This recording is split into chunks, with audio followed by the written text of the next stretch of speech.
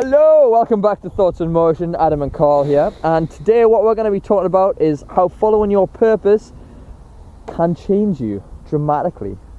How Carl is now a different human being to how he used to be. How being on stage has made him egotistic, arrogant, yet more beautiful. Let's get started.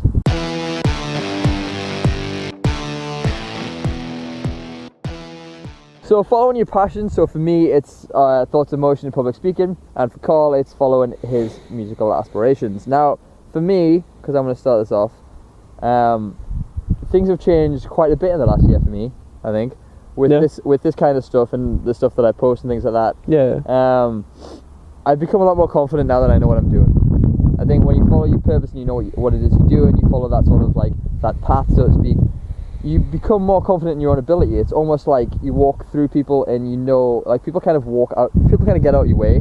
They kind of sense that you're just kind of strolling through, like you know what you're doing kind of thing. You're not like timidly walking through life anymore. You've kind of got that swagger that says this is a guy who knows what he's doing. But the other side of it is, your side of it, is that you get a lot more stress as well. So you want to talk about the stress and, so like, things that you felt? I don't know, I feel like there's so many pros and cons to everything in life, and passion is one of them. But over the last year or so of doing this kind of full-time, doing what I do full-time, there's came a lot of cons with that, and whether that might be like self-doubt, inviting new words, self-doubt, issues with not feeling like I'm working hard enough. That's something that I deal with a lot.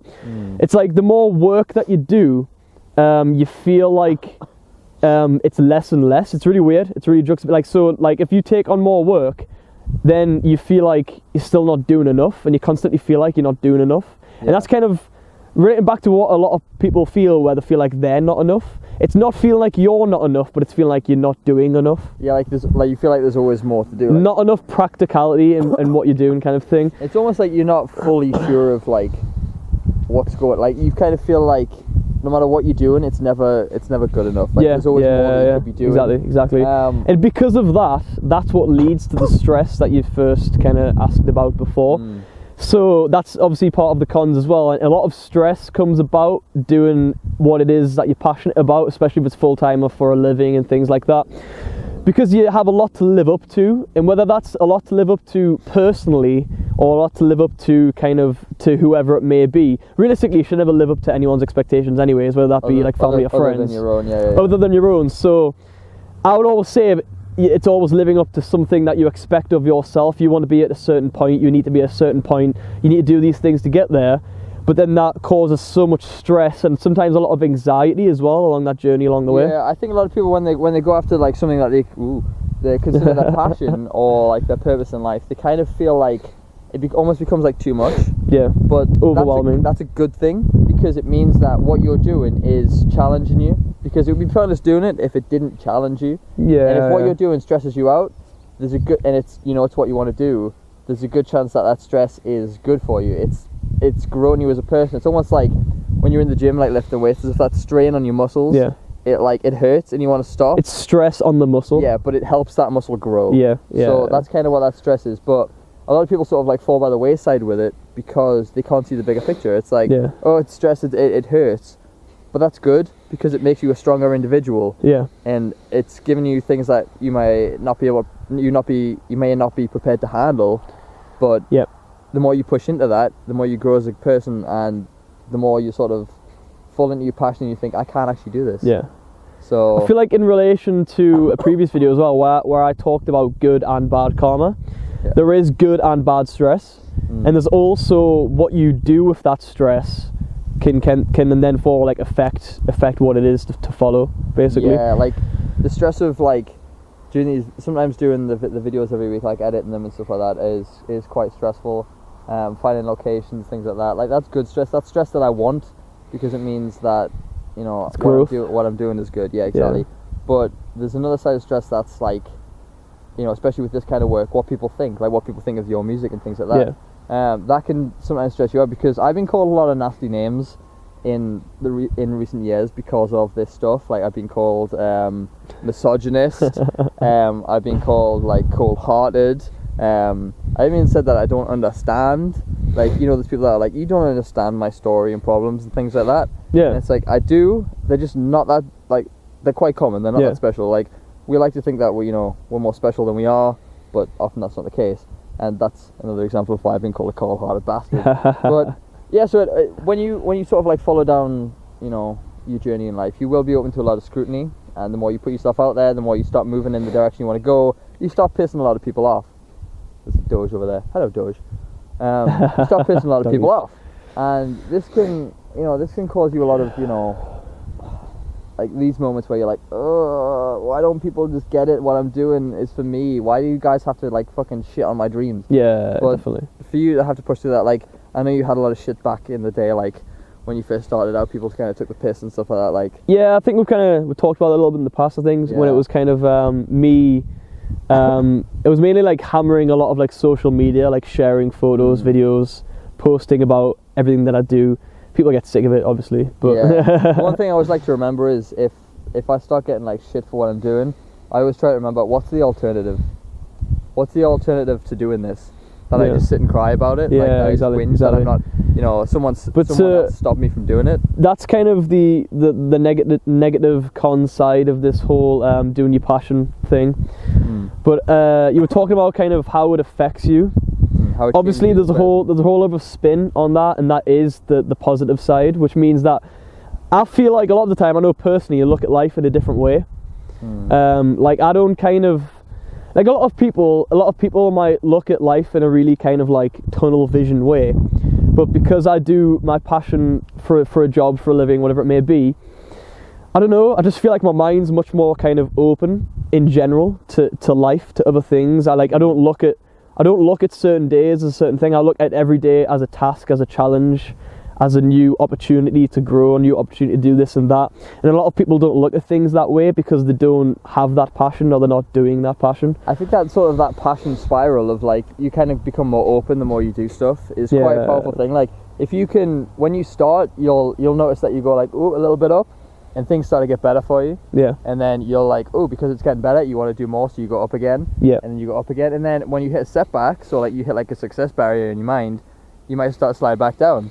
And then it's a really strange thing as well, because I feel like the more successful you become at something, again I'm talking from personal experience, the more successful you become at something, when there is an issue, a problem or a setback, it feels so much bigger than it is, because you feel like you're at a certain point, and to take a step back just feels totally wrong. It doesn't feel right. It's like, oh, why should I take a step back? Why is this happening? Like after everything that I've done, everything I've been through, and it's like a major thing. Whereas like those little setbacks and issues at the start are just like little fumbles along the way. You know what I mean? Like it's like little trips and falls. But when you get up there to where you want to be, those setbacks have so much of like a larger effect on you personally.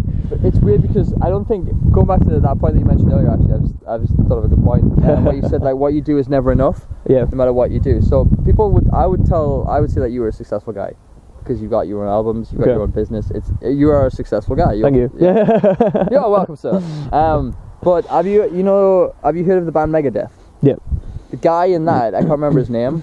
Dave Mustaine, singer, guitarist. Maybe. I think so, yeah. So main guy. Years ago, he woke up one day and his band that he was in said, you know, we don't want you in the band anymore, and they kicked him out.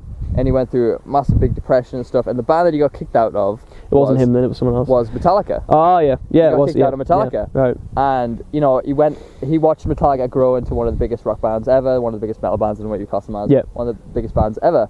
And what he did was he started his own band, and he became, you know, Megadeth. Yeah. They became like this, you know, and he started from scratch and created his own success. Again, he's created his own success. But what he said in an interview was that he still doesn't feel successful compared to Metallica. He compares. It's always in the back of his mind. Yeah. Always, no matter how much money he has, no matter how many stadium tours he's sold out, he always compares himself to Metallica. Like he's not good enough compared to them. And we look at him and go, "You are making shitloads of cash. You have so many albums out. You are famous, and you still don't feel like that's enough." Yeah. It's it's a strange thing. That's the effects of passion in general though. Like it makes you feel more confident. You can strut about life in a different way. You're doing what you love, and when you're doing it, you feel amazing, and there's that kind of buzz that you get from it. But then there's a lot of like stuff that goes along with it, like the self-doubt, kind of like expecting certain things of yourself, the downfalls, and all of those have much more of a major effect than if you just worked a normal job. Yeah. If you see what I mean? There's because kind of it's like a level where it's like, because it's such a personal connection to what you're doing. You get to a level where it's like, okay, what's my personal standards? Like, what do I class as success? But when you have that, you kind of like, once you hit it, you get depressed because you've hit it and there's nothing else. Like, you don't have a goal or a successful mission that's like continuous. Like, you know, say you reach, say like, I want to make, you know, 15,000 a year. You know, not like a load of money, but 15,000 a year. And if you hit that, then you kind of like go into a depression because you're like, well, now I've hit it. Like, that was my goal. Like, what's next? And it has to be a continuous thing. It has to be something that continues on. So it's like, if your goal is to, you know, keep inspiring people, that just goes on and on and on. But if you see, I just want to get 100 followers on Instagram, you hit that and it's like, okay, again, talking about the money thing as well. I mean, like, money isn't everything. Obviously, we've talked about many times before. I've talked about many times before. I'm not a materialistic guy, but like personally, and like in my passion, I kind of again talk about expecting certain things. And there was a point where I made like, there was 1 month where I made like the most money I've ever made from doing the passion, right? And then the next month was like the complete opposite or something like that. And all I could think was like looking at this piece of paper that I had everything written down on, thinking, I can do that, but I've only achieved that this month. And although it shouldn't really matter or have an effect, for some reason in my mind I had that like kind of like stressed anxiety moment where I was thinking, I've made this much money, and now I've made this much money. How and why has that happened? And it's like you expect yourself to make that much money every time, when realistically it's not going to happen. It's not going to happen. So how would you recommend getting over that though? Like, how do you classify that success? Like, where's the line where you're like, okay, this is like, I haven't done as well as I have done, but it's that comparison that kills you. It's that comparison. I think it's just knowing that no matter what happens, deep down, having that confidence and that self-awareness to know that you are good at what you do and that you are successful at what you do. No matter what anyone says, no matter what you tell yourself, if you just realistically look at the situation and think, I've done this, this and this, I've achieved this, this and this, and remind yourself of that every single time, that should be all that realistically matters to be successful. It's like, but everyone has different ways at looking at what success is, and different levels of success and things like that. But realistically, it should all relate back to the things I've just mentioned. Your own values and your own. As long as you value yourself, you'll always feel successful, I think, is my point. Yeah. Alright guys, we've been Thoughts in Motion, and we'll see you in the next video. Peace.